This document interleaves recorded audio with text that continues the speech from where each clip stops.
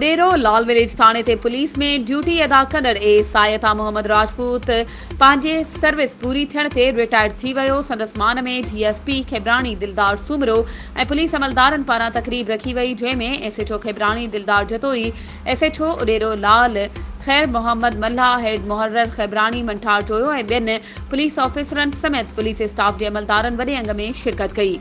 Retire थींदड़ सायता मोहम्मद राजपूत खे अजरकुन लुंगिन गुलनि जा हार पाराए खेसि तोहफ़ा पेश कया विया। इलेक्शन 2024 जे सिलसिले में तव्हां बि पंहिंजे तक जे पसंदीदा उम्मीदवार खे कामयाब बणाइण ऐं इलेक्शन मुहिम में सपोर्ट करण लाइ CN न्यूज़ ते इश्तिहार ज़रिए पंहिंजे उम्मीदवार जी चूंड मुहिम में हिस्सो वठी सघो था, त पोइ देर छाजी। हाणे असां सां राब्तो करियो ऐं पंहिंजे इश्तिहार CN न्यूज़ नेटवर्क ते बुक करायो।